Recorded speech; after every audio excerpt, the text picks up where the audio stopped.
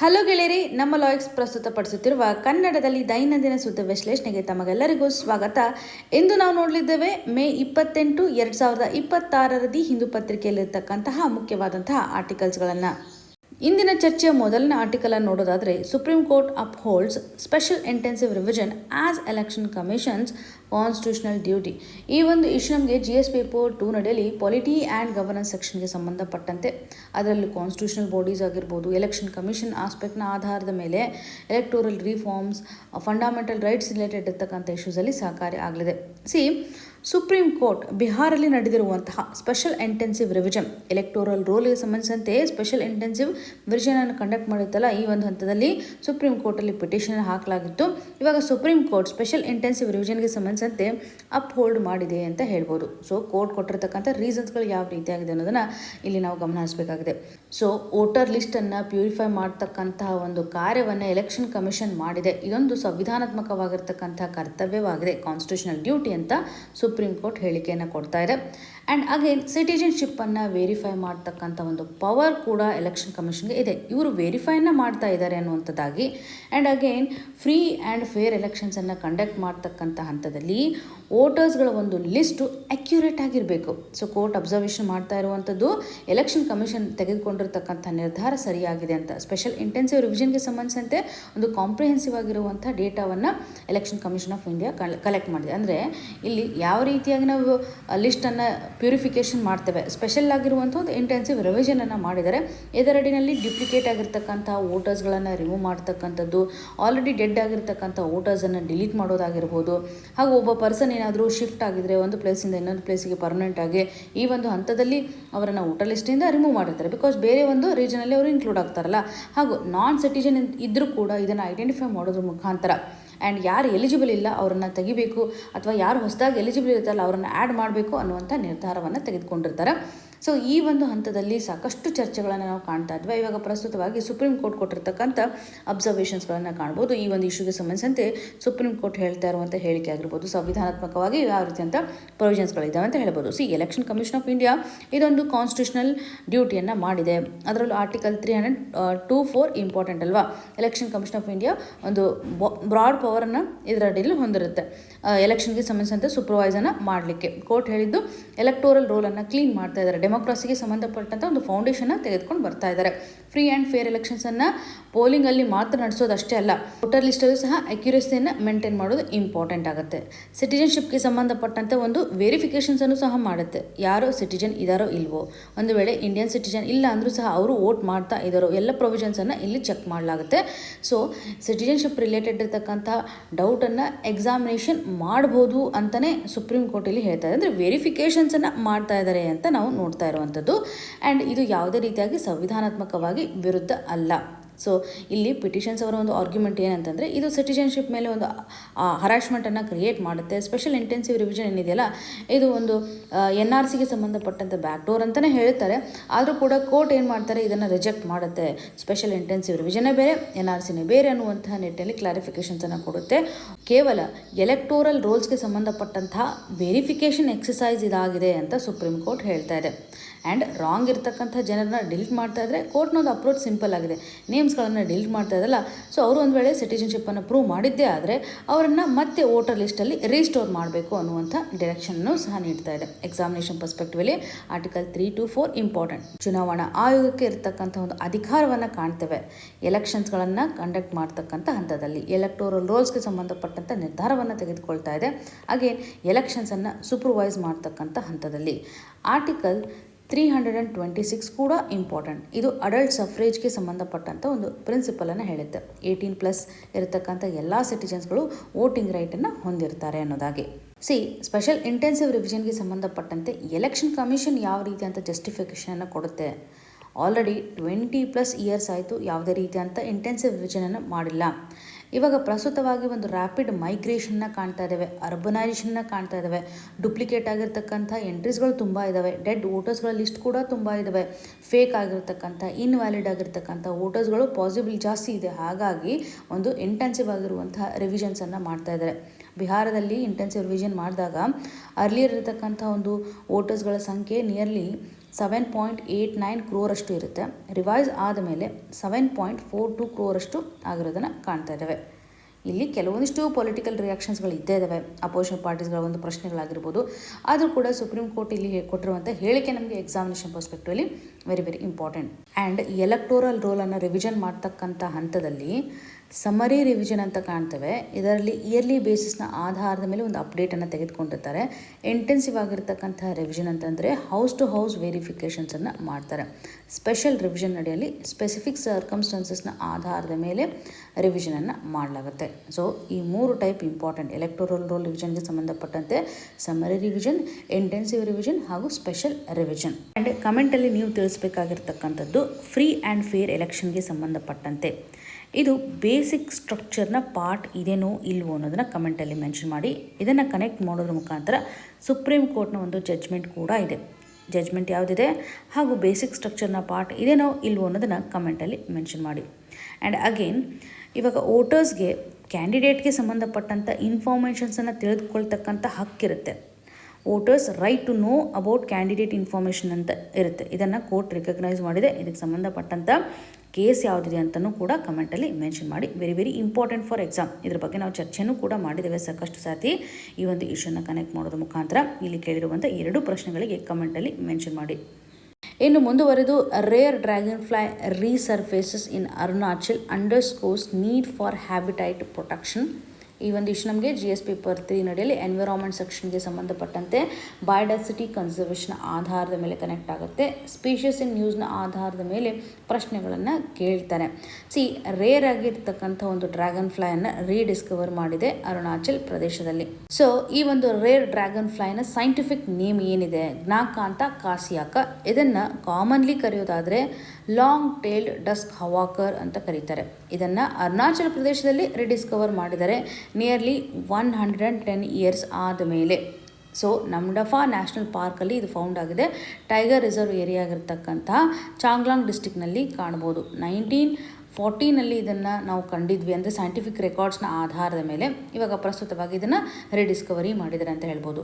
So ಇಲ್ಲಿ ರೀಡಿಸ್ಕವರಿಗೆ ಸಂಬಂಧಪಟ್ಟಂಥ importance ಏನಿದೆ, ಇದು ಏನು ಹೇಳುತ್ತೆ ಅಂದರೆ ಇದು ಯಾವ ರೀತಿ ಅಂತ ರಿಫ್ಲೆಕ್ಷನ್ ಮಾಡುತ್ತೆ ಅಂದರೆ ಹ್ಯಾಬಿಟೈಟ್ ಕನ್ಸರ್ವೇಷನ್ಗೆ ಸಂಬಂಧಪಟ್ಟಂಥ ಇಂಪಾರ್ಟೆನ್ಸನ್ನು ಹೇಳುತ್ತೆ. ನಾರ್ತ್ ಈಸ್ಟ್ ಏರಿಯಾದಲ್ಲಿ ಒಂದು ರಿಚ್ ಬಯೋಡೈವರ್ಸಿಟಿ ಕಂಡೀಷನ್ ಇರೋದನ್ನು ಕಾಣ್ಬೋದು. ಆ್ಯಂಡ್ ಹಾಗೆ ಫ್ರೆಶ್ ವಾಟರ್ ಎಕೋಸಿಸ್ಟಮ್ ಪ್ರೊಟೆಕ್ಷನ್ ಒಂದು ಅವಶ್ಯಕತೆ ಇರುತ್ತೆ. ಯಾವುದೇ ಒಂದು ಎನಿಮಲ್ ಸರ್ವೈವ್ ಆಗಬೇಕು ಅಂತಂದರೆ ಅಲ್ಲಿರ್ತಕ್ಕಂಥ ಒಂದು ಎಕೋಸಿಸ್ಟಮ್ ತುಂಬ ಇಂಪಾರ್ಟೆಂಟ್. ಈ ಒಂದು ಸ್ಪೀಷೀಸ್ಗಳು ಯಾವ ಏರಿಯಾದಲ್ಲಿ ಹೆಚ್ಚು ಕಂಡು ಬರುತ್ತೆ ಅನ್ನೋದನ್ನು ನಾವು ಕಾಣ್ಬೋದು. ಈ ಒಂದು ಆ್ಯನಿಮಲ್ನ ಯೂನಿಕ್ ಫೀಚರ್ ಏನಿದೆ ಅಂದರೆ 360 ಡಿಗ್ರಿಯಷ್ಟು ವಿಷನ್ ಕೆಪಾಸಿಟಿಯನ್ನು ಹೊಂದಿದೆ. 2 ಲಾರ್ಜ್ ಕಾಂಪೌಂಡ್ ಐಸ್ಗಳು ಪ್ರೆಸೆಂಟ್ ಇರೋದನ್ನು ಕಾಣ್ತಾ ಇದ್ದಾವೆ. ಹಾಗೂ ಥೌಸಂಡ್ಸ್ ಆಫ್ ಟೈನಿ ಲೆನ್ಸಸ್ಗಳ ಪ್ರೆಸೆನ್ಸನ್ನು ಕಾಣಬಹುದು. ಡ್ರ್ಯಾಗನ್ ಫ್ಲೈ ಯಾವ ಆರ್ಡರ್ಗೆ ಬಿಲಾಂಗ್ ಆಗ್ತವೆ ಅಂದರೆ ಓಡೋನೆಟಾ ಆರ್ಡರಲ್ಲಿ ನಾವು ಡ್ರ್ಯಾಗನ್ ಫ್ಲೈಸ್ಗಳನ್ನು ಕಾಣ್ಬೋದು. ಈ ಒಂದು ಸ್ಪೀಷೀಸ್ನ ಇಂಪಾರ್ಟೆನ್ಸ್ ಏನಿದೆ, ಡ್ರ್ಯಾಗನ್ ಫ್ಲೈಸ್ಗಳ ಎಕಲಾಜಿಕಲ್ ಇಂಪಾರ್ಟೆನ್ಸನ್ನು ನೋಡಿದಾಗ ಇವು ಬಯೋ ಇಂಡಿಕೇಟರ್ಸ್ ಆಗಿ ಆ್ಯಕ್ಟ್ ಮಾಡ್ತವೆ. ಕ್ಲೀನ್ ಆಗಿರ್ತಕ್ಕಂಥ ಫ್ರೆಶ್ ವಾಟರ್ ಪ್ರೆಸೆನ್ಸ್ ಇದೆ ಅಂತ ಈ ಅನಿಮಲ್ಸ್ಗಳು ಇಂಡಿಕೇಟ್ ಮಾಡ್ತವೆ. ಒಂದು ಏರಿಯಾದಲ್ಲಿ ಡ್ರ್ಯಾಗನ್ ಫ್ಲೈಸ್ಗಳು ಪ್ರೆಸೆಂಟ್ ಇದೆ ಅಂತಂದರೆ ಕ್ಲೀನ್ ಫ್ರೆಶ್ ವಾಟರ್ ಅವೈಲೇಬಲ್ ಇದೆ ಅಂತ ಅರ್ಥ. ಹೆಲ್ದಿ ವೆಟ್ಲ್ಯಾಂಡನ್ನು ಇದು ರಿಫ್ಲೆಕ್ಟ್ ಮಾಡ್ತಾ ಇದೆ. ಗುಡ್ ಎಕೋಸಿಸ್ಟಮ್ ಕ್ವಾಲಿಟಿಯನ್ನು ಇದು ರಿಫ್ಲೆಕ್ಟ್ ಮಾಡ್ತಾ ಇದೆ. ಇದೊಂದು ಪ್ರೆಡೇಟರ್ ಕಂಟ್ರೋಲ್ ಮಾಡಲಿಕ್ಕೂ ಸಹ ಮುಂದಾಗ್ತಾ ಇರುವಂಥದ್ದು. ಮಾಸ್ಕಿಟೋಸ್ ಆಗಿರ್ಬೋದು, ಪೆಸ್ಟ್ ಆಗಿರ್ಬೋದು, ಸ್ಮಾಲ್ ಇನ್ಸೆಕ್ಟ್ಸ್ಗಳನ್ನು ಫೀಡ್ ಮಾಡೋದ್ರ ಮುಖಾಂತರ ಇದರಿಂದ ಒಂದು ಎಕಲಾಜಿಕಲ್ ಬ್ಯಾಲೆನ್ಸ್ ಕೂಡ ಮೇಂಟೈನ್ ಆಗುತ್ತೆ. ಸೊ ಅಗೇನ್ ಫುಡ್ ವೆಬ್ನಲ್ಲಿ ಇದರ ಒಂದು ರೋಲ್ ಯಾವ ರೀತಿಯಾಗಿದೆ, ಈ ಒಂದು ಪ್ರೆಡೇಟರ್ ಕೂಡ ಹೌದು ಹಾಗೂ ಪ್ರೇ ಕೂಡ ಹೌದು. ಅಕ್ವಾಟಿಕ್ ಎಕೋಸಿಸ್ಟಮ್ ನಡಿನಲ್ಲಿ ಕಂಡು ಬರ್ತಾ ಇರೋದನ್ನು ಕಾಣ್ತಾ ಇದ್ದಾವೆ. ಭಾರತದಲ್ಲಿ ಬೇರೆ ಬೇರೆ ಯಾವ ಪ್ಲೇಸಲ್ಲಿ ಪ್ರೆಸೆಂಟ್ ಇದೆ ಅಂತಂದರೆ ಅರುಣಾಚಲ್ ಪ್ರದೇಶವನ್ನು ಹೊರತುಪಡಿಸಿ ಅಸ್ಸಾಮಲ್ಲಿ ಇದೆ, ಮೇಘಾಲಯ, ವೆಸ್ಟ್ ಬೆಂಗಾಲ್ ಹಾಗೂ ಉತ್ತರಾಖಂಡ್, ಮಹಾರಾಷ್ಟ್ರದಲ್ಲೂ ಸಹ ಈ ಒಂದು ಸ್ಪೀಷೀಸ್ಗಳು ಅವೈಲೇಬಲ್ ಇರೋದನ್ನು ಕಾಣ್ತಾ ಇದ್ದಾವೆ. ಪ್ರಸ್ತುತವಾಗಿ ನಾವು ನೋಡ್ತಾ ಇರುವಂಥದ್ದು ನಮ್ಡಫಾ ನ್ಯಾಷನಲ್ ಪಾರ್ಕ್.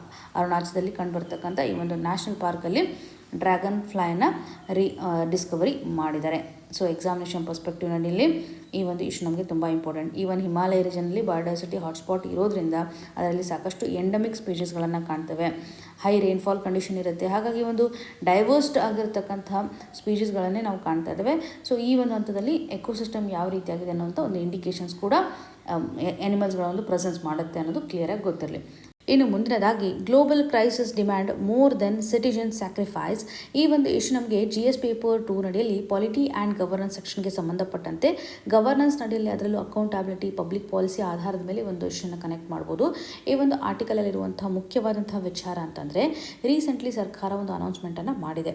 ಅದರಲ್ಲೂ ಗ್ಲೋಬಲ್ ಕ್ರೈಸಿಸ್ಗಳಾಗ್ತಾ ಇದೆ, ಹಾಗಾಗಿ ಎಲ್ಲ ನಾಗರಿಕರು ಕನ್ಸರ್ವೇಷನನ್ನು ಮಾಡಬೇಕು, ಹೆಚ್ಚಿನ ಪ್ರಮಾಣದ ಒಂದು ಸ್ಯಾಕ್ರಿಫೈಸಸನ್ನು ಮಾಡಬೇಕು, ಅದರಲ್ಲೂ ಬಿಹೇವಿಯರ್ ಲೆವೆಲಲ್ಲಿ ಒಂದು ಅಡ್ಜಸ್ಟ್ಮೆಂಟನ್ನು ಮಾಡಬೇಕು ಅಂತ ಕನ್ಸಂಪ್ಷನ್ಗೆ ಸಂಬಂಧಪಟ್ಟಂಥ ಒಂದು ರೆಸ್ಪಾನ್ಸಿಬಿಲಿಟಿಯನ್ನು ಸಹ ಎನ್ಶೋರ್ ಮಾಡಿದ್ದಾರೆ. ಅಂದರೆ ಯಾವ ರೀತಿಯಾಗಿ ನಾವು ಎನರ್ಜಿ ಕ್ರೈಸಿಸನ್ನು ಟ್ಯಾಕಲ್ ಮಾಡಬೇಕು ಅಂತ ಮೋದಿಜಿಯವರ ಒಂದು ಅನೌನ್ಸ್ಮೆಂಟನ್ನು ಕನೆಕ್ಟ್ ಮಾಡೋದ್ರ ಮುಖಾಂತರ ಇಲ್ಲಿ ಲೋಕಲ್ ಪ್ರಾಡಕ್ಟನ್ನು ಬೈ ಮಾಡಬೇಕು ಅನ್ನೋದಾಗಿರ್ಬೋದು, ಫ್ಯೂಯಲ್ ರಿಲೇಟೆಡ್ ಇರುವಂಥ ಒಂದು ಕನ್ಸಂಪ್ಷನನ್ನು ಕಡಿಮೆ ಮಾಡಬೇಕು, ಡೊಮೆಸ್ಟಿಕ್ ಟೂರಿಸಮನ್ನು ಪ್ರೊಟೆಕ್ಷನ್ ಮಾಡಬೇಕು ಅಂತ, ರೆಸ್ಪಾನ್ಸಿಬಲ್ ಆಗಿರುವಂಥ ಒಂದು ಕನ್ಸಂಪ್ಷನನ್ನು ಮಾಡಬೇಕು ಅಂತ.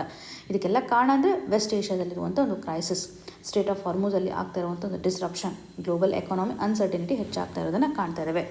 ಆದರೆ ಆರ್ಟಿಕಲಲ್ಲಿ ಹೇಳ್ತಾ ಇರುವಂಥ ಒಂದು ಅಪ್ರೋಚ್ ಯಾವ ರೀತಿಯಾಗಿದೆ, ಬಿಹೇವಿಯರ್ ಲೆವೆಲಲ್ಲಿ ನಾವು ಮಾಡ್ತಾ ಇರುವಂಥ ಬದಲಾವಣೆ ಅದಷ್ಟೇ ಸಹಕಾರಿ ಆಗೋದಿಲ್ಲ. ಸಿಟಿಜನ್ಸ್ಗಳು ರಿಸೋರ್ಸಸ್ಗಳನ್ನು ಕನ್ಸರ್ವೇಷನ್ ಮಾಡುವಂಥದ್ದಾಗಿರ್ಬೋದು ಅಥವಾ ಒಂದು ನ್ಯಾಷನಲ್ ಎಕಾನಮಿಗೆ ಸಂಬಂಧಪಟ್ಟಂಥ ಒಂದು ಸಪೋರ್ಟನ್ನು ಕೊಡುವಂಥದ್ದು ಅಷ್ಟೇ ಅಲ್ಲ.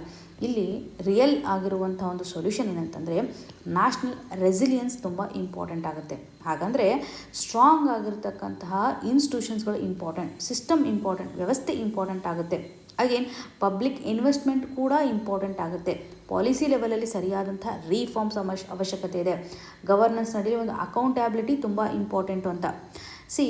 ಇಲ್ಲಿ the concept of social contract ಅನ್ನೋದಾಗಿ ಹೇಳ್ತಾ ಇದ್ದಾರೆ. ಸೋಷಿಯಲ್ ಕಾಂಟ್ರಾಕ್ಟ್ ಥಿಯರಿ ಯಾವ ರೀತಿಯಾಗಿ ಹೇಳುತ್ತೆ, ಈ ಒಂದು ಥಿಯರಿ ಆಧಾರದ ಮೇಲೆ ಸಿಟಿಜನ್ಸ್ಗಳು ಏನು ಮಾಡ್ತಾರೆ ಅಂದರೆ ಟ್ಯಾಕ್ಸಸನ್ನು ಪೇ ಮಾಡ್ತಾರೆ, ಲಾಸನ್ನು ಒಬೇ ಮಾಡ್ತಾರೆ ಹಾಗೂ ಡೆಮೋಕ್ರಸಿನಲ್ಲಿ ಪಾರ್ಟಿಸಿಪೇಷನ್ ಮಾಡ್ತಾರೆ. ಇದು ನಾಗರಿಕರ ಒಂದು ಕರ್ತವ್ಯವಾಗಿದೆ. ಅಗೇನ್ ಸರ್ಕಾರ ಇನ್ ರಿಟರ್ನ್ ಏನು ಮಾಡಬೇಕಾಗತ್ತೆ, ಹೆಲ್ತ್ ಕೇರನ್ನು ಒದಗಿಸಬೇಕು, ಎಜುಕೇಷನ್ ಆಗಿರ್ಬೋದು, ಇನ್ಫ್ರಾಸ್ಟ್ರಕ್ಚರ್ ಆಗಿರ್ಬೋದು, ಎಕನಾಮಿಕ್ ಸ್ಟೆಬಿಲಿಟಿ ಆಗಿರ್ಬೋದು, ಸೆಕ್ಯೂರಿಟಿಗೆ ಸಂಬಂಧಪಟ್ಟಂತೆ ಕಾರ್ಯವನ್ನು ನಿರ್ವಹಿಸಬೇಕಾಗುತ್ತೆ. ಇಲ್ಲಿ ಸೋಷಿಯಲ್ ಕಾಂಟ್ರಾಕ್ಟ್ ಥಿಯರಿಯ ಪ್ರಕಾರ ನಾವು ನೋಡಿದಾಗ ಹೆಚ್ಚು ರೆಸ್ಪಾನ್ಸಿಬಲ್ ಆಗಿರ್ತಕ್ಕಂಥವ್ರು ಯಾರು, ಸರ್ಕಾರ ರೆಸ್ಪಾನ್ಸಿಬಲ್ ಆಗಿರಬೇಕಲ್ವಾ. ಎಡಿಟೋರಿಯಲಲ್ಲಿ ಆರ್ಗ್ಯುಮೆಂಟ್ ಮಾಡ್ತಾ ಇರ್ತಕ್ಕಂಥದ್ದು ಈ ಒಂದು ರೆಸ್ಪಾನ್ಸಿಬಿಲಿಟಿ ಇವಾಗ ಸಿಟಿಜನ್ಸ್ಗಳ ಮೇಲೆ ಶಿಫ್ಟ್ ಆಗ್ತಾ ಇದೆ. ಮೇಜರ್ ಕನ್ಸರ್ನ್ ಅಂತಂದರೆ ಇನ್ಸ್ಟಿಟ್ಯೂಷನ್ ಲೆವೆಲಲ್ಲಿರ್ತಕ್ಕಂಥ ಪರ್ಫಾರ್ಮೆನ್ಸ್ ತುಂಬ ಕಡಿಮೆ ಇದೆ. ಅದರಲ್ಲೂ ಸ್ಟ್ರಕ್ಚರಲ್ ರಿಫಾರ್ಮ್ಸ್ಗೆ ಸಂಬಂಧಪಟ್ಟಂತೆ ತುಂಬ ಡಿಲೇ ಆಗ್ತಾ ಇದೆ. ಅಕೌಂಟಬಿಲಿಟಿನೂ ಕೂಡ ತುಂಬ ಕಡಿಮೆ ಇರೋದನ್ನು ಕಾಣ್ತಾ ಇದ್ದೇವೆ. ಬಿಹೇವಿಯರಲ್ ಪೊಲಿಟಿಕ್ಸನ್ನು ಕಾಣ್ಬೋದು. ಫ್ರೀಕ್ವೆಂಟಾಗಿ ಅಪೀಲನ್ನು ಮಾಡ್ಕೊಳ್ತಾ ಇದ್ದಾರೆ, ಎಲೆಕ್ಟ್ರಿಸಿಟಿಯನ್ನು ಸೇವ್ ಮಾಡಿ, ರೀಸೈಕಲ್ ಮಾಡಿ, ಕನ್ಸ್ಯೂಮ್ ಲೆಸ್ ಮಾಡಿ ಅನ್ನೋದಾಗಿ. ಇದರ ಮುಖಾಂತರ ಒಂದು ಪಾಲಿಸಿ ಫೇಲ್ಯೂರನ್ನು ನಾವು ಅಡ್ರೆಸ್ ಮಾಡ್ತಾ ಇಲ್ಲ, ಅದನ್ನು ಹೈಡ್ ಮಾಡ್ತಾ ಇದ್ದೇವೆ ಅಂತ ಹೇಳ್ಬೋದಲ್ವಾ. ಯಾವ ರೀತಿ ಅಂತ ರಿಫ್ಲೆಕ್ಷನ್ ತೋರಿಸುತ್ತೆ. ವೀಕ್ ಆಗಿರ್ತಕ್ಕಂಥ ಒಂದು ಪಬ್ಲಿಕ್ ಸಿಸ್ಟಮನ್ನು ಕಾಣ್ತಾ ಇದ್ದಾವೆ. ಇದಕ್ಕೆ ಬೆಸ್ಟ್ ಎಕ್ಸಾಂಪಲ್ ಅಂತಂದರೆ ಕೋವಿಡ್-19 ಸಂದರ್ಭದಲ್ಲಿ ಒಂದು strong public health care matter ಆಗ್ತಾ ಇತ್ತು. ಇಲ್ಲಿ ಯಾವ ರೀತಿ ಅಂತ ಒಂದು ರೆಸಿಲೆಂಟ್ ಸೊಸೈಟಿ ಇದೆ ಅಥವಾ ಪಬ್ಲಿಕ್ ಇನ್ವೆಸ್ಟ್ಮೆಂಟ್ ಅವಶ್ಯಕತೆ ಇದೆ ಅನ್ನುವಂಥ ಒಂದು ಲೆಸನ್ ಇದೆ. ಇದನ್ನು ನಾವು ಕ್ಯಾರಿ ಫಾರ್ವರ್ಡ್ ಮಾಡ್ತಾ ಇದ್ದೇವೆ ಅಂತ. ಇವಾಗ ಆಥರ್ ಅವರು ಕೊಡ್ತಾ ಇರುವಂತಹ ಕೆಲವೊಂದಿಷ್ಟು ಇಂಪಾರ್ಟೆಂಟ್ ರೆಕಮೆಂಡೇಷನ್ಸ್ಗಳಂತಂದರೆ ಸ್ಟ್ರಾಂಗ್ ಆಗಿರ್ತಕ್ಕಂತಹ ಪಬ್ಲಿಕ್ ಹೆಲ್ತ್ ಕೇರನ್ನು ನಾವು ತೆಗೆದುಕೊಂಡು ಬರಬೇಕಾಗಿದೆ. Public health care is very very important. ಹಾಗಾಗಿ ಪ್ರೈಮರಿ ಹೆಲ್ತ್ ಕೇರಲ್ಲಿ ಒಂದು ಸರಿಯಾದಂಥ ಇನ್ವೆಸ್ಟ್ಮೆಂಟನ್ನು ಮಾಡಬೇಕು. ಡಿಸೀಸ್ ಸರ್ವಿಲೆನ್ಸ್ಗೆ ಸಂಬಂಧಪಟ್ಟಂತೆ ಆಗಿರ್ಬೋದು, nutrition is a biggest challenge, mental health ಆಗಿರ್ಬೋದು, ಎಮರ್ಜೆನ್ಸಿ ಪ್ರಿಪೇರ್ಡ್ನೆಸ್ಗೆ ಸಂಬಂಧಪಟ್ಟಂತೆ ಒಟ್ಟಾರೆಯಾಗಿ ಹೆಲ್ತ್ ಕೇರ್ ಸೆಕ್ಟರನ್ನು ಸ್ಟ್ರೆಂಥನ್ ಮಾಡ್ತಕ್ಕಂಥದ್ದು. ಆ್ಯಂಡ್ ಎಕನಾಮಿಕ್ ಇನ್ಇಕ್ವಾಲಿಟಿ ಇದೆಯಲ್ಲ, ಇದನ್ನು ಕೂಡ ನಾವು ರೆಡ್ಯೂಸ್ ಮಾಡಬೇಕಾಗಿದೆ. ಇದರಿಂದ ನಾವು ಫೋಕಸ್ ಮಾಡಬೇಕಾಗಿರುವಂತಹ ಏರಿಯಾ ಸೋಷಿಯಲ್ ಪ್ರೊಟೆಕ್ಷನ್ ಹಾಗೂ ಇನ್ಫಾರ್ಮಲ್ ಆಗಿರತಕ್ಕಂಥ ಲೇಬರ್ ಅದರಲ್ಲ, ಇವರಿಗೆ ಬೇಕಾಗಿರುವಂಥ ಒಂದು ವೆಲ್ಫೇರನ್ನು ಒದಗಿಸಬೇಕು. ಗಿಗ್ ವರ್ಕರ್ಗೆ ಸಂಬಂಧಪಟ್ಟಂಥ ಒಂದು ಸೆಕ್ಯೂರಿಟಿಯನ್ನು ಒದಗಿಸ್ತಕ್ಕಂಥದ್ದು. ಎಜುಕೇಷನ್ ಲೆವೆಲಲ್ಲೂ ಸಹ ನಾವು ಸರಿಯಾದಂಥ ಒಂದು ಹೂಡಿಕೆಯನ್ನು ಮಾಡಬೇಕಾಗಿದೆ. ಅದರಲ್ಲೂ ರಿಸರ್ಚ್ಗೆ ಸಂಬಂಧಪಟ್ಟಂತೆ ಯೂನಿವರ್ಸಿಟೀಸ್ ಆಗಿರ್ಬೋದು, ಇನೋವೇಷನ್ ಎಕೋಸಿಸ್ಟಮನ್ನು ತೆಗೆದುಕೊಂಡು ಬರೋದು, ಸೈಂಟಿಫಿಕ್ ರಿಸರ್ಚ್ ಆಗಿರ್ಬೋದು, ಹ್ಯೂಮನ್ ಕ್ಯಾಪಿಟಲ್ ಮೇಲೆ ಹೆಚ್ಚು ನಿಗಾ ವಹಿಸಬೇಕಾಗಿದೆ. ಸರ್ಕಾರ ಇಲ್ಲಿ ಟ್ರಾನ್ಸ್ಪರೆಂಟಾಗಿ ಒಂದು ಕಮ್ಯುನಿಕೇಷನ್ಸನ್ನು ಮಾಡಬೇಕಾಗಿದೆ, ಅಕೌಂಟಬಿಲಿಟಿಯನ್ನು ಎನ್ಶೋರ್ ಮಾಡಬೇಕಾಗಿದೆ. ಅದನ್ನು ಹೊರತುಪಡಿಸಿ ನಾಗರಿಕರು ಹೆಚ್ಚಿನ ಪ್ರಮಾಣದ ರೆಸ್ಪಾನ್ಸಿಬಿಲಿಟಿಯನ್ನು ಹೊಂದಬೇಕು ಅಂತ ಪ್ರಸ್ತುತವಾಗಿರುವಂಥ ಸರ್ಕಾರ ಹೇಳ್ತಾ ಇದೆ ಅಂತ ಸ್ವಲ್ಪ ಇಲ್ಲಿ ಕ್ರಿಟಿಕಲ್ ಇದೆ. ಬಟ್ ಆದರೂ ಕೂಡ ಇಲ್ಲಿರುವಂಥ ಪಾಯಿಂಟ್ಸ್ಗಳು ನಮಗೆ ಆನ್ಸರ್ ಬರೀಲಿಕ್ಕೆ ಸಹಕಾರಿ ಆಗುತ್ತೆ. ಯಾವ ರೀತಿಯಾಗಿ ಸರ್ಕಾರ ಪಾಲಿಸಿ ಲೆವೆಲಲ್ಲಿ ಬದಲಾವಣೆಯನ್ನು ಮಾಡಬೇಕು ಅನ್ನುವಂಥ ನಿಟ್ಟಿನಲ್ಲಿ ನಾವು ಕನೆಕ್ಟ್ ಮಾಡ್ಕೋಬೋದಲ್ವಾ. ಇವಾಗ ಕ್ಲೈಮೇಟ್ ರೆಸಿಲಿಯನ್ಸ್ನ ಆಧಾರದ ಮೇಲೂ ಕೂಡ ನಾವು ಫೋಕಸನ್ನು ಮಾಡಬೇಕು. ಸಸ್ಟೈನಬಲ್ ಅರ್ಬನೈಜೇಷನ್, ಪಬ್ಲಿಕ್ ಟ್ರಾನ್ಸ್ಪೋರ್ಟ್ಗೆ ಸಂಬಂಧಪಟ್ಟಂತೆ, ಗ್ರೀನ್ ಇನ್ಫ್ರಾಸ್ಟ್ರಕ್ಚರ್, ಪೊಲ್ಯೂಷನ್ಗೆ ಸಂಬಂಧಿಸಿದಂಥ ಒಂದು ರಿಡಕ್ಷನ್ನ ಮಾಡ್ತಕ್ಕಂಥದ್ದು. ಪಾಲಿಸಿ ಲೆವೆಲಲ್ಲಿ ಒಂದು ಸ್ಟೆಬಿಲಿಟಿ ಇರೋದು ಅತಿ ಅವಶ್ಯಕವಾಗಿದೆ. ಪ್ರೆಡಿಕ್ಟಬಲ್ ಆಗಿರುವಂಥ ಒಂದು ರೆಗ್ಯುಲೇಷನ್ನ ಇವರು ಮಾಡಬೇಕಾಗಿದೆ. ಇನ್ಸ್ಟಿಟ್ಯೂಷನ್ ಲೆವೆಲಲ್ಲಿ, ಅಥಾರಿಟಿ ಲೆವೆಲಲ್ಲಿ ಒಂದು ಕನ್ಸಿಸ್ಟೆನ್ಸಿ ಇಂಪಾರ್ಟೆಂಟ್. ಲಾಂಗ್ ಟರ್ಮ್ನ ಒಂದು ಗವರ್ನೆನ್ಸ್ ವಿಷನನ್ನು ಹೊಂದಬೇಕಾಗಿದೆ. ಎಡಿಟೋರಿಯಲ್ ಇರ್ತಕ್ಕಂಥ ಆರ್ಗ್ಯುಮೆಂಟ್ ತುಂಬ ಸಿಂಪಲ್ ಆಗಿದೆ. ಇಲ್ಲಿ ಗವರ್ನೆನ್ಸ್ ಆಸ್ಪೆಕ್ಟ್ ಅಂತ ಬಂದಾಗ ಯಾವ ರೀತಿಯಾಗಿ ಸೆಕ್ಟರ್ ವೈಸ್ ಸರ್ಕಾರ ನಿಗಾ ವಹಿಸಬೇಕಾಗಿದೆ ಅನ್ನೋದು, ರೆಸಿಲಿಯಂಟ್ ಆಗಿರುವಂಥ ಗವರ್ನೆನ್ಸನ್ನು ತೆಗೆದುಕೊಂಡು ಬರೋದ್ರ ಮುಖಾಂತರ ಗ್ಲೋಬಲ್ ಲೆವೆಲಲ್ಲಿ ಏನೇ ಕ್ರೈಸಿಸ್ ಇದ್ದರೂ ಕೂಡ ಈ ಒಂದು ಶಾಕನ್ನು ಅಬ್ಸಾರ್ಬ್ ಮಾಡಿಕೊಳ್ಳುತ್ತೆ. ರಿಕವರಿ ತುಂಬ ಕ್ವಿಕ್ಕಾಗಿ ಆಗುತ್ತೆ. ಎಸೆನ್ಷಿಯಲ್ ಸರ್ವಿಸಸ್ಗಳನ್ನು ಸಹ ನಾವು ಮೇಂಟೈನ್ ಮಾಡಲಿಕ್ಕೆ ಸಾಧ್ಯತೆ ಇದೆ. ಬಿಹೇವಿಯರಲ್ ಗವರ್ನೆನ್ಸ್ ಇಂಪಾರ್ಟೆಂಟು, ಅದನ್ನು ನಾವು ಸೈಡ್ ಇಡುವಂತಿಲ್ಲ. ಆದರೂ ಕೂಡ ಸರ್ಕಾರದ ಒಂದು ರೆಸ್ಪಾನ್ಸಿಬಿಲಿಟಿ ಎಷ್ಟು ಮಟ್ಟಿಗಿದೆ, ಸಿಟಿಜನ್ಸ್ಗಳು ಸಹ ಒಂದು ಎನರ್ಜಿ ರಿಲೇಟೆಡ್ ಇರತಕ್ಕಂಥ ಆಸ್ಪೆಕ್ಟ್ ಆಗಿರ್ಬೋದು ಅಥವಾ ಯಾವುದೇ ಕನ್ಸರ್ವೇಷನ್ ರಿಲೇಟೆಡ್ ಇರತಕ್ಕಂಥ ಆಸ್ಪೆಕ್ಟ್ ಆಗಿರ್ಬೋದು, ಇವುಗಳನ್ನು ಟ್ಯಾಕಲ್ ಮಾಡಲಿಕ್ಕೆ ಕಾಂಟ್ರಿಬ್ಯೂಷನನ್ನು ಮಾಡಲೇಬೇಕು ಅಲ್ವಾ. ನಾಗರಿಕರ ಕಾಂಟ್ರಿಬ್ಯೂಷನ್ ಅಂತಾಗಿ ರೆಸ್ಪಾನ್ಸಿಬಿಲಿಟಿಯನ್ನು ಎನ್ಕರೇಜ್ ಮಾಡ್ದಂಗೆ ಆಗುತ್ತೆ. ಅಗೇನ್ ಸಸ್ಟೈನಬಿಲಿಟಿಯನ್ನು ಸಹ ನಾವು ಪ್ರಮೋಟ್ ಮಾಡ್ಬೋದು, ಸಾಲಿಡಾರಿಟಿಯನ್ನು ಸಹ ಬಿಲ್ಡ್ ಮಾಡ್ದಂಗೆ ಆಗುತ್ತೆ. ಆದರೂ ಕೂಡ ಇಲ್ಲಿ ಗವರ್ನೆನ್ಸ್ ರಿಫಾರ್ಮ್ಸನ್ನು ರಿಪ್ಲೇಸ್ ಮಾಡಲಿಕ್ಕೆ ಆಗೋದಿಲ್ಲ. ಸ್ಟ್ರಕ್ಚರಲ್ ಲೆವೆಲಲ್ಲಿ ಪ್ರಾಬ್ಲಮ್ಗಳಿದ್ದಾವೆ, ಇವುಗಳನ್ನು ನಾವು ಫಿಕ್ಸ್ ಮಾಡಬೇಕಾಗಿದೆ ಅಂತ ಆರ್ಗ್ಯುಮೆಂಟನ್ನು ಕಾಣ್ಬೋದು. ಎಕ್ಸಾಮಿನೇಷನ್ ಪರ್ಸ್ಪೆಕ್ಟಿವಲ್ಲಿ ಮೇನ್ಸಲ್ಲಿ ಈ ಒಂದು ಇಶ್ಯೂನಲ್ಲಿರುವಂಥ ಪಾಯಿಂಟ್ಸ್ಗಳನ್ನು ನಾವು ಯುಟಿಲೈಸ್ ಮಾಡ್ಕೋಬೋದು. ಇನ್ಸ್ಟಿಟ್ಯೂಷನಲ್ ಕೆಪಾಸಿಟಿ ಆಧಾರದ ಮೇಲೆ, ಡೆಮೊಕ್ರೆಟಿಕ್ ಅಕೌಂಟಬಿಲಿಟಿಗೆ ಸಂಬಂಧಪಟ್ಟಂತೆ, ವೆಲ್ಫೇರ್ ಸ್ಟೇಟ್ ಅಂತ ಕೇಳಿದಾಗ, ಪಬ್ಲಿಕ್ ಟ್ರಸ್ಟ್ನ ಆಧಾರದ ಮೇಲೆ ಪ್ರಶ್ನೆಗಳನ್ನು ಕೇಳಿದಾಗ ಇಲ್ಲಿರುವಂಥ ಡೈಮೆನ್ಷನ್ಸ್ಗಳನ್ನು ನೀವು ಲಿಂಕ್ ಮಾಡಬಹುದು. ಇನ್ನು ಮುಂದಿನದಾಗಿ tariffs to carbon, the new rules shaping India's trade. ಈ ಒಂದು ಇಶ್ಯೂ ನಮಗೆ GS ಪೇಪರ್ 2 ನಡೆಯಲ್ಲಿ ಇಂಟರ್ನ್ಯಾಷನಲ್ ರಿಲೇಷನ್ ಹಾಗೂ GS ಪೇಪರ್ 3 ನಡೆಯಲ್ಲಿ ಎಕಾನಮಿ ಸೆಕ್ಷನ್ ಅಂತ ಬಂದಾಗ ಇಂಟರ್ನ್ಯಾಷನಲ್ ಟ್ರೇಡ್ ಆಗಿರ್ಬೋದು. ಎನ್ವಿರಾನ್ಮೆಂಟ್ ಸೆಕ್ಷನಲ್ಲೂ ಕೂಡ ಕ್ಲೈಮೇಟ್ ಚೇಂಜ್ ಹಾಗೂ ಎನ್ವಿರಾನ್ಮೆಂಟಲ್ ಎಕಾನಮಿಕ್ಸಲ್ಲಿ ಇಶ್ಯೂನ ಕನೆಕ್ಟ್ ಮಾಡ್ಬೋದು. ಈ ಒಂದು ಆರ್ಟಿಕಲ್ನ ಕೋರ್ ಇನ್ಫಾರ್ಮೇಷನ್ ಅಂತಂದರೆ, ಪ್ರಸ್ತುತವಾಗಿರುವಂತಹ ಒಂದು ಜಾಗತಿಕ ವ್ಯಾಪಾರ ಅಥವಾ ಗ್ಲೋಬಲ್ ಟ್ರೇಡ್ ಆಸ್ಪೆಕ್ಟು ಕೇವಲ ಟಾರಿಫಿಗೆ ಮಾತ್ರ ರೆಸ್ಟ್ರಿಕ್ಷನ್ ಇಲ್ಲ, ಇದು ಶಿಫ್ಟ್ ಆಗ್ತಾ ಇದೆ ಅಂತ ಹೇಳ್ತಾ ಇದ್ದಾರೆ. ಕಾರ್ಬನ್ ಎಮಿಷನನ್ನು ಇವತ್ತು ಟ್ರೇಡ್ ಸಿಸ್ಟಮಲ್ಲಿ ಲಿಂಕ್ ಮಾಡ್ತಾ ಇರ್ತಕ್ಕಂಥದ್ದು. ಯಾವ ರೀತಿಯಾಗಿ ಯುರೋಪಿಯನ್ ಯೂನಿಯನ್ ಇಂಟ್ರೊಡ್ಯೂಸ್ ಮಾಡಿರ್ತಕ್ಕಂಥ ಪಾಲಿಸಿಯನ್ನು ಇಲ್ಲಿ ಕನೆಕ್ಟ್ ಮಾಡ್ತಾ ಇದ್ದಾರೆ ಅಂತ ಕಾಣಬೇಕಾಗಿದೆ. Carbon border adjustment mechanism European union introduce ಮಾಡಿದೆ, 2026ರಲ್ಲಿ ಇಂಪ್ಲಿಮೆಂಟ್ ಆಗಲಿದೆ ಅಂತ ಹೇಳ್ಬೋದು. ಈ ಒಂದು ಪಾಲಿಸಿ ಮೂಲಕ ಹೈ ಕಾರ್ಬನ್ ಪ್ರಾಡಕ್ಟ್ಗಳು ಏನಿರ್ತಲ್ಲ, ಈ ಪ್ರಾಡಕ್ಟ್ಗಳ ಮೇಲೆ ಎಕ್ಸ್ಟ್ರಾ ಒಂದು ಚಾರ್ಜಸನ್ನು ಹಾಕ್ತಾರೆ. ಟಾರಿಫನ್ನು ವಿಧಿಸೋದ್ರೊಂದಿಗೆ ಎಕ್ಸ್ಟ್ರಾ ಕಾರ್ಬನ್ ಚಾರ್ಜಸನ್ನು ಇಂಪೋಸ್ ಮಾಡಲಾಗುತ್ತೆ. ಇದರಿಂದ ಡೆವಲಪಿಂಗ್ ನೇಷನ್ಸ್ಗಳ ಮೇಲೆ ಸಾಕಷ್ಟು ಇಂಪ್ಯಾಕ್ಟ್ ಆಗುತ್ತೆ. ಭಾರತ ಎಕ್ಸ್ಪೋರ್ಟ್ ಮಾಡ್ತಕ್ಕಂಥ ಪ್ರಾಡಕ್ಟ್ಗಳ ಮೇಲೆ ಹೆಚ್ಚಿನ ಪ್ರಮಾಣದ ಟಾರಿಫನ್ನು ವಿಧಿಸ್ಬೋದು, ಅಂದರೆ ಕಾರ್ಬನ್ ಚಾರ್ಜಸ್ಗಳನ್ನು ಹಾಕ್ಬೋದು. ಇದರಿಂದ ನಮ್ಮ ಎಕ್ಸ್ಪೋರ್ಟ್ ಮೇಲೆ ಇಂಪ್ಯಾಕ್ಟ್ ಆಗುತ್ತೆ. ಯಾವ ಪ್ರಾಡಕ್ಟ್ಗಳು ಹೆಚ್ಚಿನ ಪ್ರಮಾಣದ ಕಾರ್ಬನ್ ಎಮಿಷನ್ಸನ್ನು ಮಾಡುತ್ತೆ, ಅವುಗಳು ಹೆಚ್ಚಿನ ಪ್ರಮಾಣದ ಕಾರ್ಬನ್ ಚಾರ್ಜಸನ್ನು ಅಟ್ರ್ಯಾಕ್ಟ್ ಮಾಡ್ತವೆ. ಕಾರ್ಬನ್ ಬಾರ್ಡರ್ ಅಡ್ಜಸ್ಟ್ಮೆಂಟ್ ಮೆಕ್ಯಾನಿಸಮ್ಗೆ ಸಂಬಂಧಪಟ್ಟಂತೆ ನಾವು ನೋಡಿದಾಗ ಯುರೋಪಿಯನ್ ಯೂನಿಯನ್ ಇದನ್ನು ತೆಗೆದುಕೊಂಡು ಬಂದಿರತಕ್ಕಂಥ ಒಂದು ಕ್ಲೈಮೇಟ್ ಪಾಲಿಸಿ ಆಗಿದೆ. ಇಂಡಸ್ಟ್ರೀಸ್ಗಳು ಕ್ಲೈಮೇಟ್ ರೂಲ್ಸನ್ನು ಅವಾಯ್ಡ್ ಮಾಡ್ತಾ ಇದ್ದಾವೆ, ಹಾಗಾಗಿ ಕಾರ್ಬನ್ ಲೀಕೇಜನ್ನು ನಾವು ಕಾಣ್ತಾ ಇದ್ದೇವೆ. ಈ ಒಂದು ಹಂತದಲ್ಲಿ ರೆಗ್ಯುಲೇಷನನ್ನು ಮಾಡೋದು ಅತಿ ಅವಶ್ಯಕ. ಯಾವ ರೀತಿಯಾಗಿ ಇದು ವರ್ಕ್ ಆಗುತ್ತೆ, ಹೆಚ್ಚು ಎಮಿಷನ್ ಇದ್ದರೆ ಯುರೋಪಿಯನ್ ಯೂನಿಯನ್ ಮಾಡ್ಕೊಳ್ತಕ್ಕಂತಹ ಇಂಪೋರ್ಟ್ ನಡೆಯಲ್ಲಿ ಅವರು ಪ್ರಾಬ್ಲಮನ್ನು ಫೇಸ್ ಮಾಡಬೇಕಾಗುತ್ತೆ, ಹೆಚ್ಚು ಕಾಸ್ಟನ್ನು ವಿಧಿಸಬೇಕಾಗುತ್ತೆ. ಪೊಲ್ಯೂಟಿಂಗ್ ಪ್ರಾಡಕ್ಟ್ಸ್ಗಳು ಗ್ಲೋಬಲ್ ಟ್ರೇಡಲ್ಲಿ ಕಾಸ್ಟ್ಲಿ ಆಗ್ತಾ ಹೋಗುತ್ತೆ. ಭಾರತಕ್ಕೆ ಇದು ಯಾಕೆ ಇಂಪ್ಯಾಕ್ಟನ್ನು ಕ್ರಿಯೇಟ್ ಮಾಡ್ಬೋದು? ಜನರಲಿ ಭಾರತ ಸ್ಟೀಲ್ ಪ್ರಾಡಕ್ಟನ್ನು ಎಕ್ಸ್ಪೋರ್ಟ್ ಮಾಡುತ್ತೆ, ಅಲ್ಯೂಮಿನಿಯಂ, ಸಿಮೆಂಟ್, ಫರ್ಟಿಲೈಸರ್ಸ್ಗಳು. ಈ ಎಲ್ಲ ಸೆಕ್ಟರ್ಸ್ಗಳು ಏನಿದಾವಲ್ಲ ಕಾರ್ಬನ್ ಇಂಟೆನ್ಸಿವ್ ಸೆಕ್ಟರ್ಸ್ಗಳು ಆಗಿದೆ. ಹಾಗಾಗಿ ಭಾರತದ ಎಕ್ಸ್ಪೋರ್ಟರ್ಸ್ಗಳು ಪ್ರಾಬ್ಲಮನ್ನು ಫೇಸ್ ಮಾಡ್ಬೋದು. ಹೈಯರ್ ಕಂಪೈಲೆನ್ಸ್ ಕಾಸ್ಟ್ ಇರುತ್ತೆ ಹಾಗೂ ಕಾಂಪಿಟೇಟಿವ್ನೆಸ್ ಕೂಡ ಕಡಿಮೆ ಆಗ್ತಾ ಹೋಗುತ್ತೆ, ಪ್ರೊಫೈಲ್ ಕೂಡ ರೆಡ್ಯೂಸ್ ಆಗ್ತಾ ಹೋಗುತ್ತೆ. ಗ್ಲೋಬಲ್ ಲೆವೆಲಲ್ಲಿ ನಮ್ಮ ಒಂದು ಪ್ರಾಡಕ್ಟ್ಗಳಿಗೆ ಡಿಮ್ಯಾಂಡ್ ಕಡಿಮೆ ಆಗ್ಬೋದು. ಹಾಗಾಗಿ ಭಾರತ ಚಾಲೆಂಜಸನ್ನು ಫೇಸ್ ಮಾಡಬೇಕಾಗಿದೆ. ಟೆಕ್ನಾಲಜಿ ಲೆವೆಲಲ್ಲಿ ಒಂದು ಗ್ಯಾಪ್ ಇದೆ, ಇವುಗಳೆಲ್ಲವನ್ನು ಅಡ್ರೆಸ್ ಮಾಡಬೇಕು ಅಂತ ಆಥರ್ ಅವರು ಹೈಲೈಟ್ ಮಾಡ್ತಾ ಇದ್ದಾರೆ. ಫಾರ್ ಎಕ್ಸಾಂಪಲ್, ಇವಾಗ ಗ್ರೀನ್ ಹೈಡ್ರೋಜನನ್ನು ಅಳವಡಿಸ್ಕೊಳ್ಳೋದ್ರ ಮುಖಾಂತರ, ಕಾರ್ಬನ್ ಕ್ಯಾಪ್ಚರ್ ಮೆಕ್ಯಾನಿಸಮನ್ನು ತೆಗೆದುಕೊಂಡು ಬರೋದ್ರ ಮುಖಾಂತರ, ರಿನ್ಯೂಬಲ್ ಎನರ್ಜಿಗೆ ಸಂಬಂಧಪಟ್ಟಂತೆಯೂ ಸಹ ನಾವು ಫೋಕಸನ್ನು ಮಾಡೋದು ಅತಿ ಅವಶ್ಯಕವಾಗಿದೆ. ಆ್ಯಂಡ್ ಗ್ರೀನ್ ಟೆಕ್ನಾಲಜಿ ಎಕ್ಸ್ಪೆನ್ಸಿವ್ ಆಗಿರೋದ್ರಿಂದ ಹೈ ಟ್ರಾನ್ಸಿಷನ್ ಕಾಸ್ಟ್ ಕೂಡ ಇದೆ. ಇದು ಬಿಗ್ಗೆಸ್ಟ್ ಚಾಲೆಂಜ್ ಅಂತಲೇ ಹೇಳ್ಬೋದು. ಅಗೇನ್ ಎಕ್ಸ್ಪೋರ್ಟ್ ಕಾಂಪಿಟೇಟಿವ್ನೆಸ್ಗೆ ಸಂಬಂಧಪಟ್ಟಂಥ ಒಂದು ರಿಸ್ಕನ್ನು ಕಾಣ್ಬೋದು. ಯುರೋಪಿಯನ್ ಯೂನಿಯನ್ ಮಾರ್ಕೆಟ್ ನಡೆಯಲ್ಲಿ ಭಾರತದ ಪ್ರಾಡಕ್ಟ್ಗಳು ತುಂಬ ಕಾಸ್ಟ್ಲಿ ಆಗಿಬಿಡುತ್ತೆ. ಫ್ಯೂಚರ್ ಡೇಸಲ್ಲಿರ್ತಕ್ಕಂಥ ಒಂದು ಕಾಂಪಿಟೇಟಿವ್ನೆಸ್ಸು ಕ್ಲೀನರ್ ಪ್ರೊಡಕ್ಷನ್ನ ಮೇಲೆ ಡಿಪೆಂಡ್ ಆಗಿರುತ್ತೆ. ಲೋ ಕಾರ್ಬನ್ ಟೆಕ್ನಾಲಜಿನ ಬಳಕೆ ಮಾಡ್ಕೊಳ್ಳೋದ್ರ ಮುಖಾಂತರ ಗ್ರೀನ್ ಎನರ್ಜಿ ಅಡಾಪ್ಷನ್ಸನ್ನು ಮಾಡ್ಕೊಳ್ಳೋದ್ರ ಮುಖಾಂತರ ಭಾರತಕ್ಕೆ ಇರ್ತಕ್ಕಂಥ ಒಂದು ಚಾಲೆಂಜಸ್ಗಳು ಏನಿದ್ದಾವೆ ಅಂತ ನಾವಿಲ್ಲಿ ಕನೆಕ್ಟ್ ಮಾಡ್ಬೋದು. ಟ್ರೆಡಿಷನಲ್ ಲೆವೆಲಲ್ಲಿ ಹಾಕಿರುವಂಥ ಒಂದು ಟಾರಿಫ್ ಸಿಸ್ಟಮ್ ಯಾವ ರೀತಿಯಾಗಿತ್ತು, ಕಸ್ಟಮ್ ಡ್ಯೂಟಿ ಅಂತ ಕಾಣ್ತಾ ಇದ್ವಿ. ಟ್ರೇಡ್ ಮೇಲೆ ಹೆಚ್ಚು ಪ್ರಾಮುಖ್ಯತೆಯನ್ನು ಕೊಡ್ತಾ ಇದ್ವಿ ಅಥವಾ ಪ್ರಾಡಕ್ಟ್ ಬೇಸ್ನ ಆಧಾರದ ಮೇಲೆ. ಇವಾಗ ಪ್ರಸ್ತುತವಾಗಿ ಕಾರ್ಬನ್ ಬಾರ್ಡರ್ ಅಡ್ಜಸ್ಟ್ಮೆಂಟ್ ಮೆಕ್ಯಾನಿಸಮ್ ಮುಖಾಂತರ ಕಾರ್ಬನ್ ಲಿಂಕ್ಡ್ ಚಾರ್ಜಸನ್ನು ಕಾಣ್ತಾ ಇದ್ದೇವೆ. ಕ್ಲೈಮೇಟ್ ಹಾಗೂ ಟ್ರೇಡನ್ನು ಫೋಕಸ್ ಮಾಡೋದ್ರ ಮುಖಾಂತರ ಎಮಿಷನ್ ಬೇಸ್ಡ್ ಆಗಿರ್ತಕ್ಕಂಥ ಬದಲಾವಣೆಯನ್ನು ಕಾಣ್ತಾ ಇದ್ದೇವೆ. ಸೊ ಕಾರ್ಬನ್ ಪ್ರೈಸಿಂಗ್ ಅಂತಂದರೆ ಕಾರ್ಬನ್ ಎಮಿಷನನ್ನು ಎಕಾನಮಿಕ್ ಕಾಸ್ಟಿಗೆ ಲಿಂಕ್ ಮಾಡ್ತಾ ಇದ್ದಾರೆ. ಕಾರ್ಬನ್ ಟ್ಯಾಕ್ಸ್ ಅಂತ ಸಿಂಪಲ್ ಆಗಿ ನೋಡ್ತೇವೆ. ಎಮಿಷನ್ ಟ್ರೇಡಿಂಗ್ ಸಿಸ್ಟಮನ್ನು ಇವರು ತೆಗೆದುಕೊಂಡು ಬಂದಿದ್ದಾರೆ. ಇಂಟರ್ನ್ಯಾಷನಲ್ ಲೆವೆಲಲ್ಲಿ ಇರ್ತಕ್ಕಂಥ ಒಂದು ಪ್ರಿನ್ಸಿಪಲನ್ನೇ ಯುರೋಪಿಯನ್ ಯೂನಿಯನ್ ಫಾಲೋ ಮಾಡ್ತಾ ಇದೆ.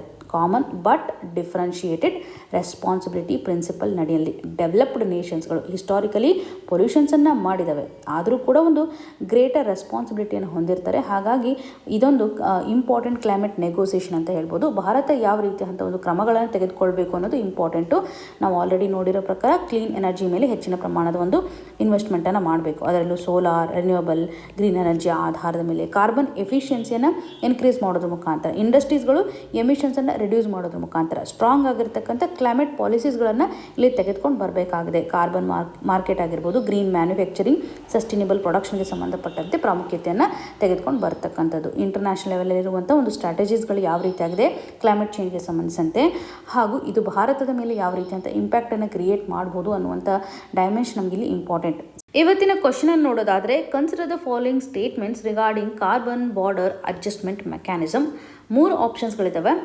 First option, it is introduced by the European Union. Option 2, it imposes carbon linked charges on imports. Option 3, it applies only to agriculture products. ಈ 3 ಆಪ್ಷನ್ ಅಡಿಯಲ್ಲಿ ಸರಿಯಾದ ಉತ್ತರವನ್ನು ಚೂಸ್ ಮಾಡಿ ಕಮೆಂಟಲ್ಲಿ ಮೆನ್ಷನ್ ಮಾಡಿ. ನಿಮ್ಗೆ ಏನೇ ಕನ್ಸರ್ನ್ ಇದ್ರೂ ಕೂಡ ಕಮೆಂಟ್ನ ಮುಖಾಂತರ ತಿಳಿಸಿಕೊಡಿ ಅಂತ ಹೇಳ್ತಾ ಮತ್ತೆ ಮುಂದಿನ ಸಂಚಿಕೆಯಲ್ಲಿ ಸಿಗೋಣ. All the very best. ಧನ್ಯವಾದಗಳು.